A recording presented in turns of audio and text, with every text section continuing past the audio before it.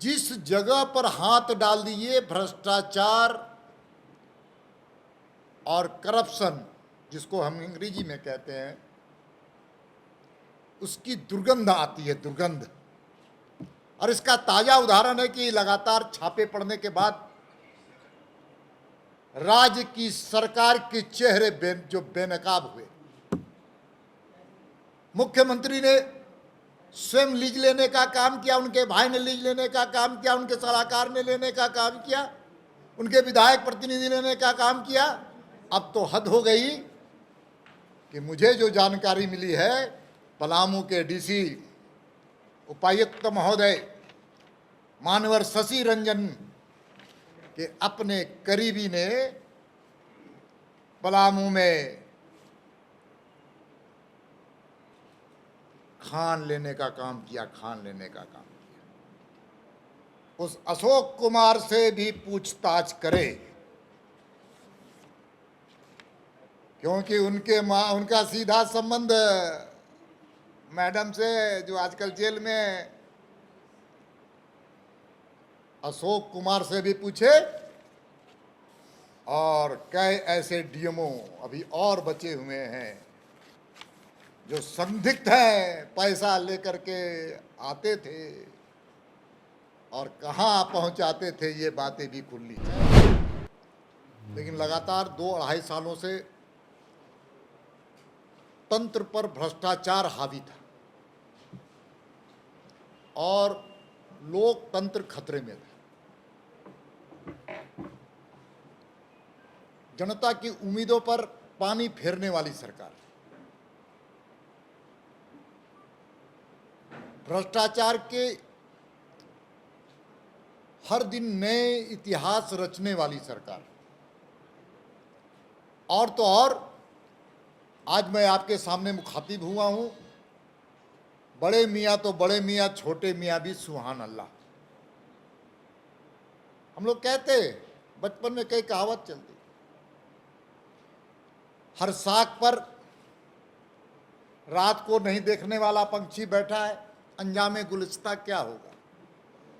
हम उस शब्द का उपयोग नहीं कर रहे। हर साख पर, जिस जगह पर हाथ डाल दिए भ्रष्टाचार और करप्शन, जिसको हम अंग्रेजी में कहते हैं,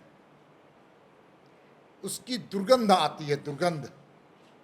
और इसका ताजा उदाहरण है कि लगातार छापे पड़ने के बाद राज्य की सरकार के चेहरे जो बेनकाब हुए।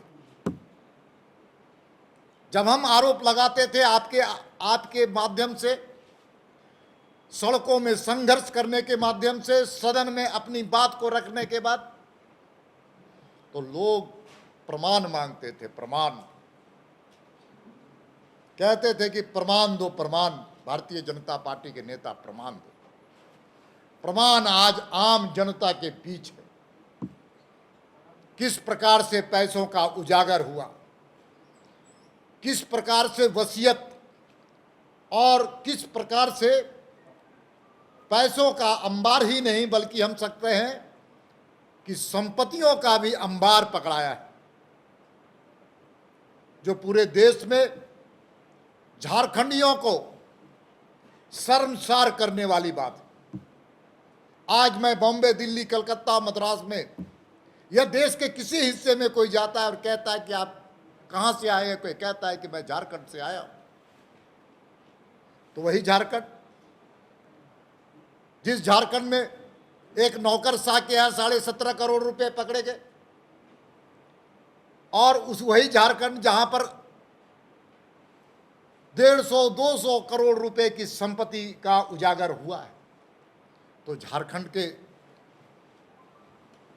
और हर झारखंडियों के मन में मस्तक नीचे हो जाता है। और इसका गुनाहगार, झारखंडियों को शर्मसार करने वाला गुनाहगार हेमंत सोरेन जी की सरकार है और कांग्रेस है और आरजेडी है। मैं आपको आज 2-3 विषयों पर और ले जाना चाहता हूं।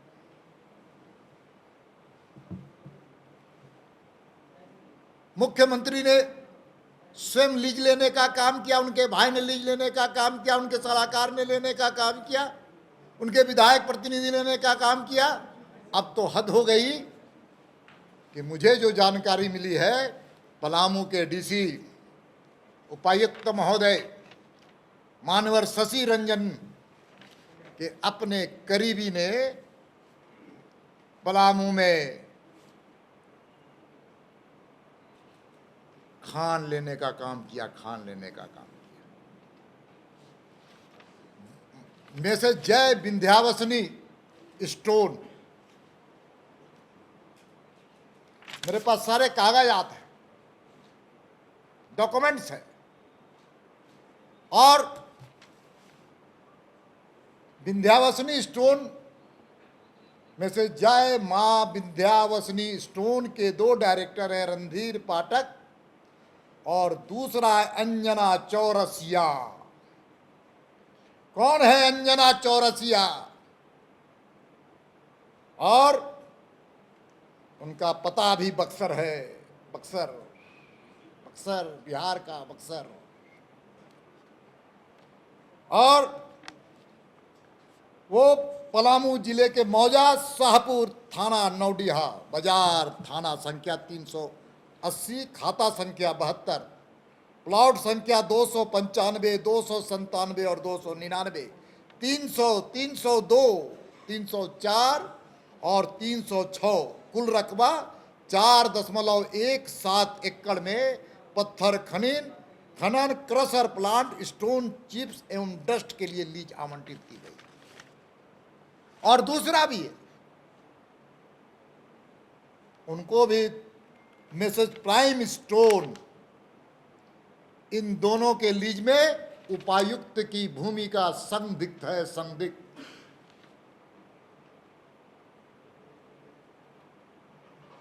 उपायुक्त महोदय इकरारनामा करते हैं और इकरारनामा एग्रीमेंट किसी भी लीज का, माइनर मिनरल्स का लीज डीसी करता है, उपायुक्त के द्वारा होता है। इसलिए उपायुक्त महोदय, आप इन संबंधों को आप आज खंडन करें, नहीं तो मैं भारतीय जनता पार्टी इन विषयों को लेकर के आगे बढ़ेगा। भ्रष्टाचार की चरम सीमा, और ये स्वाभाविक है, क्योंकि जहां मुख्यमंत्री अपने नाम पर स्टोन का लीज लेगा तो पदाधिकारी क्या करेंगे? पदाधिकारी भी दोनों हाथ से लूटने का काम कर रहे। जो गलत अफसर हैं उस पर नकेल कसने का अब वक्त आ गया है। Clean Jharkhand, corruption free Jharkhand बनाने का संकल्प भारतीय जनता पार्टी ने लिया है। इसलिए चाहे राजनेता हो चाहे अफसर, अगर भ्रष्टाचार करने में अगर थोड़ा भी वो भ्रष्टाचारी का हमारे पास मामले आएंगे तो मैं उनको उजागर करने के लिए हम लोग संकल्पित हैं। और तो और एक मामला और है, Jharkhand state minerals development corporation की चेयरमैन कौन थी, मैनेजिंग डायरेक्टर कौन? पूजा सिंघल। और Pooja Singhal Jharkhand state minerals development corporation के माध्यम से भी भ्रष्टाचार करने में नहीं चुकी। एक उनके नुमाइंदे हैं अशोक कुमार, अशोक कुमार, वो आपने दिया उनके नुमाइंदे हैं जो अनुबंध पर वहां पर कार्यरत हैं, अनुबंध पर। और तो हद हो गई, वो प्रोजेक्ट अफसर पलामू के थे, गढ़वा का बालू सप्लाई करते थे और प्रोजेक्ट अफसर पलामू में थे, और उन्होंने भी स्टोन चिप्स का एक स्टोन का माइनिंग लीज लेने का काम किया। वाह रे सरकार, कैसी सरकार!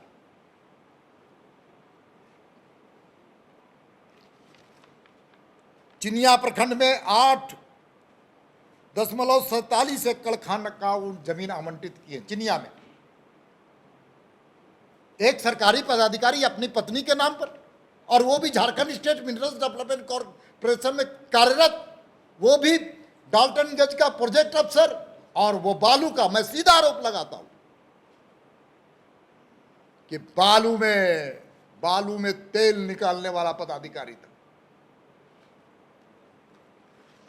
इसलिए पूरी तरह से इस मामले में जांच, और भारत सरकार की जो जांच एजेंसियां हैं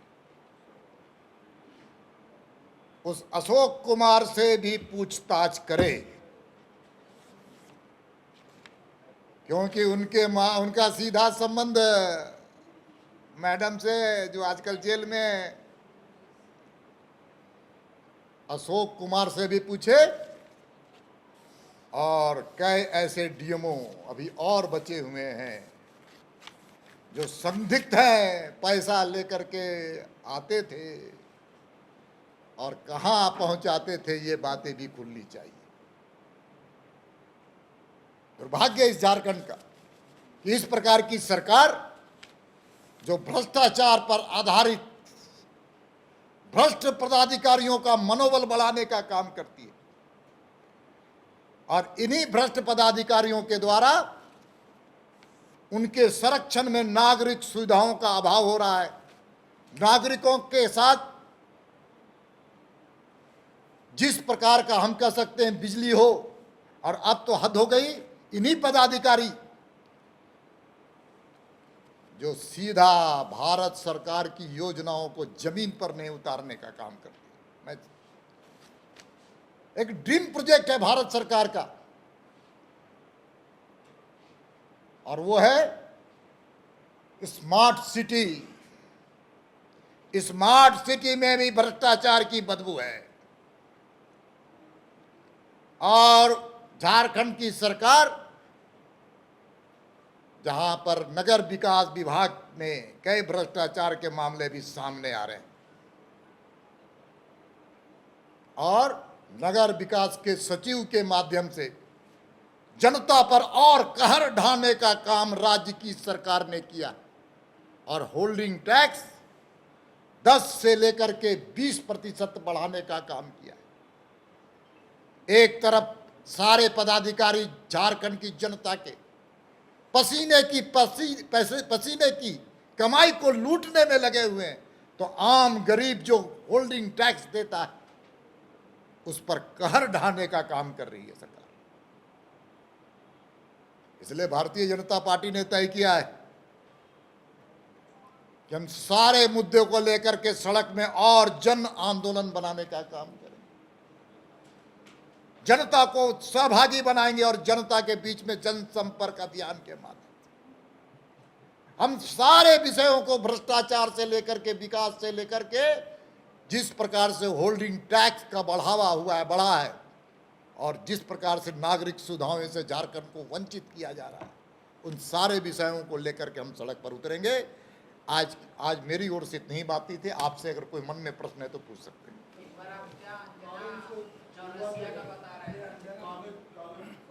दे देंगे, आपको दे देंगे।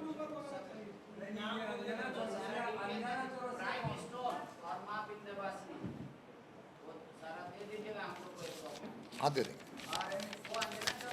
अंजना चौरसिया कौन है? थोड़ा डीसी उपायुक्त पलामू बताएं। हम बताएंगे। और उनका ससुराल का मामला है, थोड़ा ससुराल में बहुत खातिर हुआ, उसी का ऋण उपार चुकाने में लगे हुए हैं। अब चलिए, समय हम बताएंगे, अभी एक ही दिन नहीं कहेगा, चीजों को आने दीजिए। हेलो, क्या रवि केजरीवाल?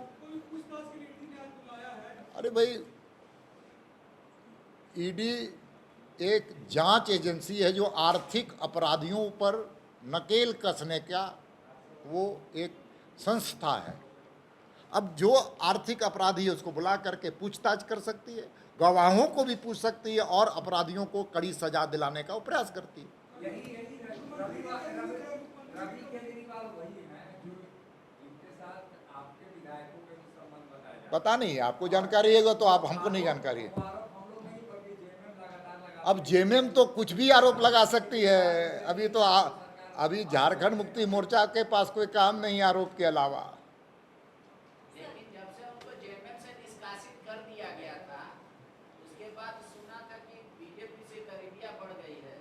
पता नहीं, मुझे जानकारी नहीं है। मुझे जानकारी होगी तो जरूर आपको हम बता देंगे बाबा।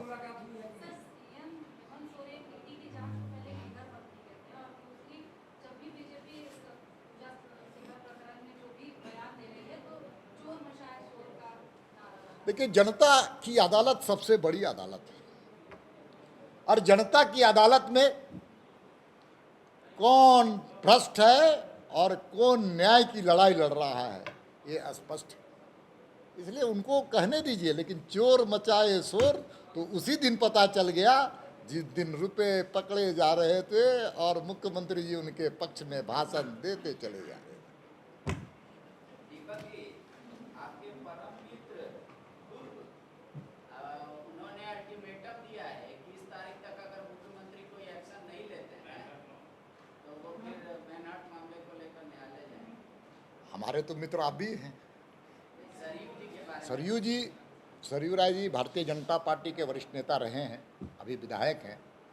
अब उन्होंने क्या क्या मैंने पढ़ा नहीं है, देखा नहीं है, देखने के बाद मैं टिप्पणी करूंगा। अच्छा, ऐसा आपको लगता है कि जहां आप लोग सीएम पे अटैक करते हैं वहां डिफेंड में खड़े हो जाते हैं सरयू जी? देखिए, अब जो है सो जनता के सामने सारी विषय आ चुका है, इसलिए जनता की अदालत से बड़ा अदालत कोई नहीं होता है।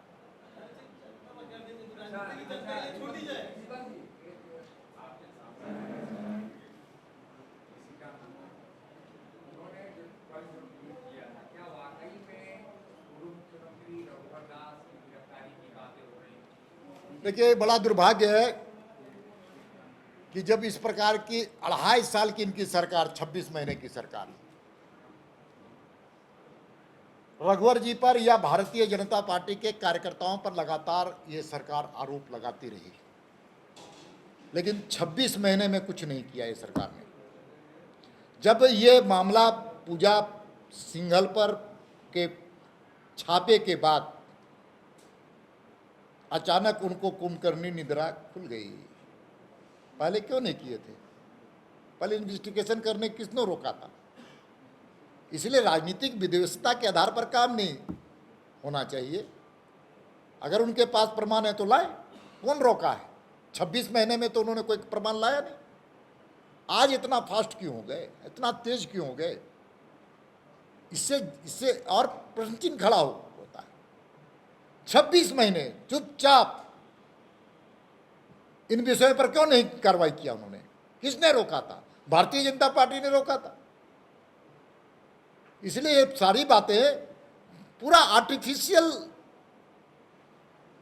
इंस्ट्रूमेंट्स की तरह वो आप काम कर रहे हो, ये गलत है।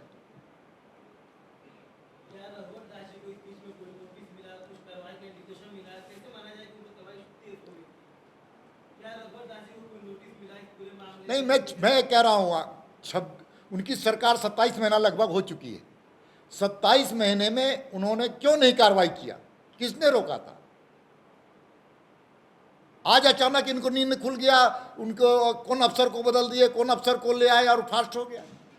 जनता के सामने, हम सब लोगों के सामने, आपके सामने, लोकतंत्र में आज खतरे दिख रहे हैं कि आप पर, आपके पदाधिकारियों पर कार्रवाई हो रही है तो आप फास्ट हो गए।